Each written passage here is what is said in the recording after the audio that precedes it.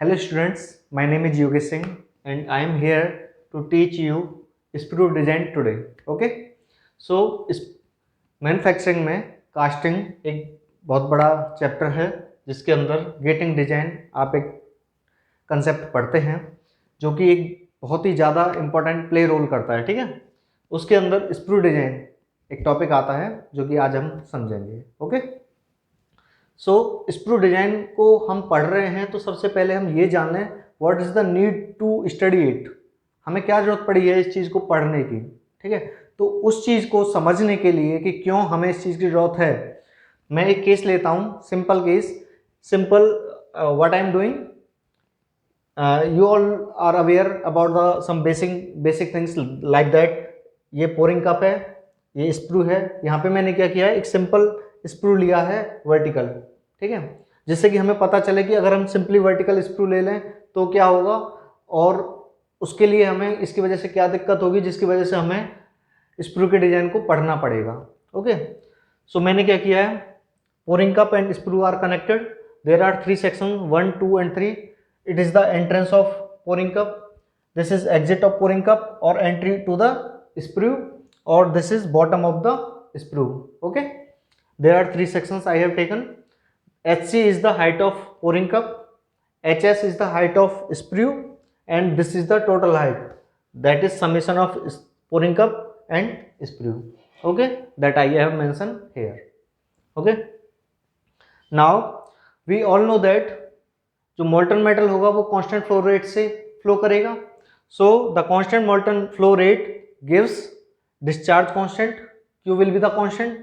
जब discharge constant रहेगा सो यहाँ पे हम कंटिन्यूटी इक्वेशन अप्लाई कर सकते हैं। कंटिन्यूटी इक्वेशन क्या कहती है कि whenever mass flow rate is constant then Q constant, that gives area into velocity constant quantity. Okay, so मैं क्या करता हूँ कि स्प्रू डिजाइन के लिए स्प्रू के 2 points, top point and bottom point, दोनों पॉइंट को कंसीडर कर लेते हैं और यहाँ पे हम कंटिन्यूटी इक्वेशन अप्लाई करते हैं। ठीक है, तो जब कंटिन्यूटी इक्वेशन अप्लाई करेंगे सेकंड एंड थर्ड पॉइंट पे तो क्या होगा, A2V2 equals A3V3, that I have written here. Okay,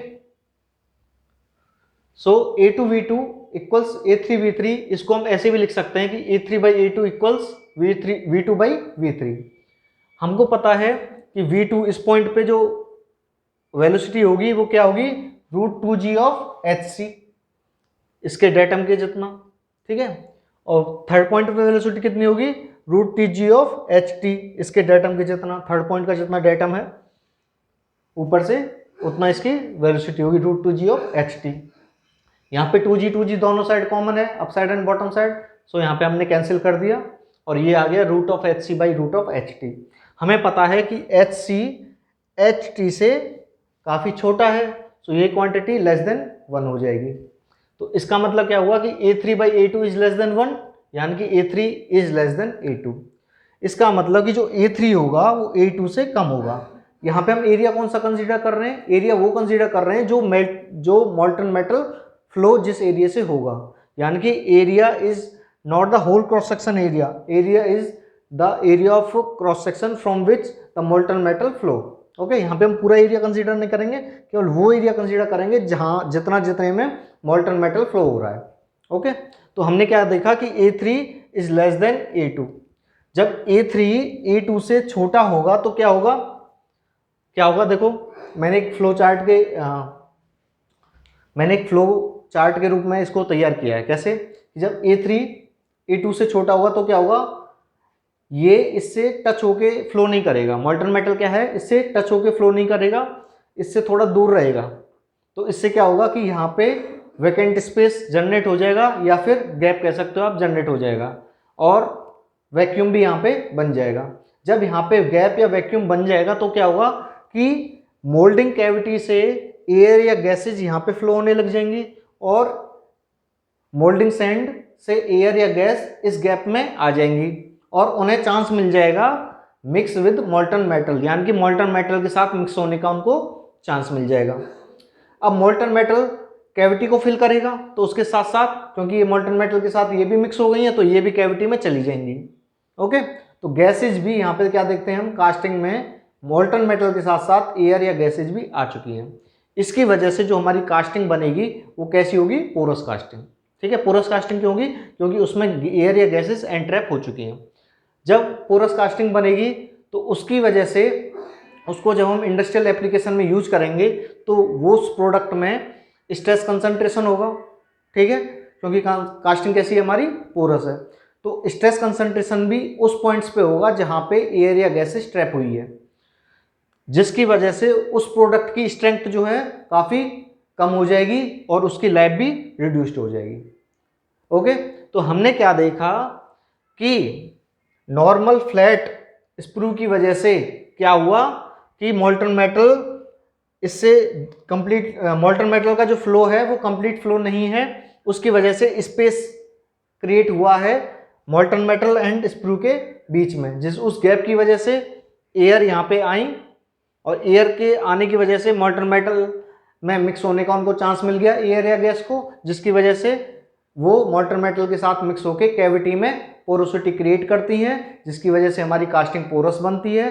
porous casting की वजह से जब हम उस कास्टिंग प्रोडक्ट को इंडस्ट्रियल एप्लीकेशन में यूज करते हैं तो उसकी स्ट्रेंथ काफ़ी लो रहती है, क्योंकि स्ट्रेस कंसंट्रेशन होता है वहाँ पे। ओके, तो हमने देखा कि सिंपल फ्लैट स्प्रू यूज करने का हमारा क्या नुकसान रहा, तो इस वजह से हमें जरूरत पड़ी है स्प्रू को डिजाइन करने की। ओके, सो यहीं पे ये टॉपिक आता है एस्पिरेशन इफेक्ट। तो एस्पिरेशन इफेक्ट क्या होता है, जितना भी अभी हमने पढ़ा समझा, जो सीन हुआ था पूरा, वो क्या था, एस्पिरेशन इफेक्ट ही था। तो एक बार इसको पढ़ के समझ लेते हैं कि क्या होता है aspiration effect. At the points where pressure drops below atmospheric pressure, gases from mold cavity may get entrapped there and get a chance to mix with molten metal, resulting into produce porous casting।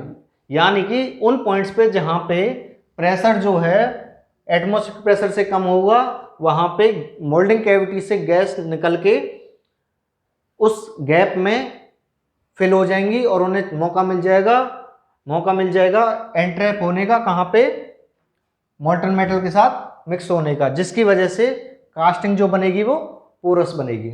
ठीक है, यही effect क्या कहलाता है, aspiration effect. यहाँ पे देखो मैंने दिखाया हुआ है कि जब मोल्टन मेटल फ्लो करेगा और जब यहाँ पे बीच में गैप या वैक्यूम क्रिएट हो जाएगा तो यहाँ से एयर या गैसेज यहाँ पे एंट्रैप हो जाएंगी और मोल्टन मेटल के साथ मिक्स हो जाएंगी। Okay, so this is our aspiration effect.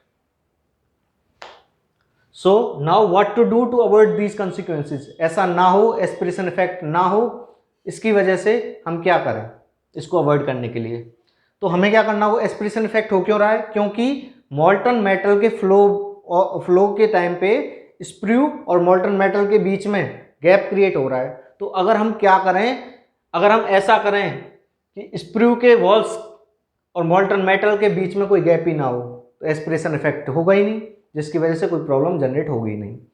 तो हम क्या करेंगे, इसकी वजह से हमको क्या करना पड़ेगा, स्प्रू को डिजाइन करना पड़ेगा इस तरीके से कि स्प्रू की वॉल्स और मोल्टन मेटल के फ्लो के बीच में कोई स्पेस हो ही ना। सो हमें पता है कि फर्स्ट स्लाइड में हमने क्या देखा, A3 और A2 के बीच में relation, that A3 equals A2 under root of HC/HT। So ये इक्वेशन जो है वो कैसी है, पैराबोलिक इक्वेशन है, यानी कि मोल्टन मेटल के फ्लो का पाथ कैसा होगा, पैराबोलिक होगा। अब जब मोल्टन मेटल के फ्लो का पाथ पैराबोलिक है तो हमें अपना स्प्रू भी पैराबोलिक बनाना चाहिए, ठीक है, जिससे कि कोई गैप क्रिएट ही ना हो। लेकिन स्प्रू को पैराबोलिक बनाने के लिए मैन्युफैक्चरिंग काफ़ी कॉम्प्लेक्स होगी और कॉस्टली होगी, इसलिए हम क्या करते हैं, हमें A2 पता है और A3 हम निकालेंगे, A3 हम इस इक्वेशन से निकाल लेंगे। उसके बाद हम जस्ट इन दोनों पॉइंट्स को कनेक्ट कर देंगे, taper connection. Okay, taper connection कर देंगे और हम स्प्रू को कैसा बनाएंगे, टेपर बनाएंगे, जो कि मैन्युफैक्चरिंग के लिए इजीली हो जाएगा हमारा, और फ्लो भी, मोल्टन मेटल भी कंप्लीटली फ्लो होगा। Okay, so this is all about the concept of aspiration effect and sprue design. Okay, so इससे गेट में क्वेश्चंस भी आते हैं, तो हम जान लेते हैं कि कैसे क्वेश्चन आते हैं और उनको कैसे सॉल्व किया जाता है। सो गेट 2017 का एक क्वेश्चन लेते हैं हम। क्या आया है question? Sprue in sand mould has a top diameter of 20 mm and height of 200 mm। यानी कि स्प्रू के टॉप डाया दिया हुआ है हमें 20 mm और इसका हाइट दिया हुआ है हमें 200 mm। The velocity of molten metal at entry of sprue is 0.5 metre per second. यानी कि एंट्री, स्प्रू के एंट्री पे कितना है velocity? 0.5 metre per second. If mould is well ventilated, अगर मोल्ड जो है वो वेल वेंटिलेटेड है यानी कि उसके बाहर नहीं जाएंगी गैसेस मोल्ड से बाहर, then what is the velocity of molten metal at the bottom of sprue. तो यहाँ पे वेलोसिटी कितनी होगी इसके बॉटम पे, ये हमें निकालना है। अब हमें पता है कि वेलोसिटी कितनी होगी at the exit of sprue, √2g of ht। ht is the total height. Okay, so हमें स्प्रू की हाइट दी हुई है लेकिन हमें पोरिंग कप के बेसिन की हाइट नहीं दी हुई है। तो पहले तो हम ये निकालना जरूरी है। ये कैसे निकालेंगे? ये निकालेंगे हम इस वेलोसिटी जो सेकंड पॉइंट पे दी हुई है। सेकंड पॉइंट की वेलोसिटी कितनी होती है? √2g of hc। वेलोसिटी हमें दी हुई है 0.5 2 and 9 g is to be taken as 9.81 and hc को हम hc रख देंगे तो यहाँ से सॉल्व करने के बाद हमें hc मिल जाता है 12.7 mm। लेकिन आपने देखा होगा कि मैंने सारी चीज़ें डायमेंशन जो हैं वो मीटर में लिखी हुई हैं, क्योंकि सारी चीज़ें आप अगर आप प्रैक्टिस करोगे ऐसा यूनिट में लिखने की तो आपको गलती करने के चांसेस कम रहेंगे। ठीक है, तो hc कितना है? 12.7 mm या फिर 12.7 इंटू 10⁻³ मीटर। सो टोटल हाइट कितनी हो जाएगी? ये है 200 mm और ये है 12.7 mm। तो टोटल हाइट कितनी हो जाएगी इन दोनों का summation? That is 212.7 mm। Okay, so total height हमारी कितनी आई है? 212.7 mm। Okay, so velocity at the exit point कितना हो जाएगा? √2g ऑफ ht, 2 की जगह 2, g की जगह 9.81 और ht की जगह 212.7 इंटू 10⁻³ मैंने मीटर में ही रखा है, जिससे कि हमारी जो वेलोसिटी आएगी वो मीटर पर सेकंड में ही आएगी। और इसको सॉल्व करने के बाद कितना आया? वेलोसिटी जो आई है वो 2.04 मीटर पर सेकंड में आई है। और गेट में आंसर भी मीटर पर सेकंड में ही मांगा गया था। इसकी वजह से हमें क्या है कि बीच में नहीं देखना होता कि कब कहाँ पे कितने में चेंज करना है, कितने में नहीं चेंज करना। यूनिट्स को हमेशा यूनिट्स को SI यूनिट्स में ही लिखें, जिससे कि फाइनली आंसर SI यूनिट्स में ही है। Okay, thanks class.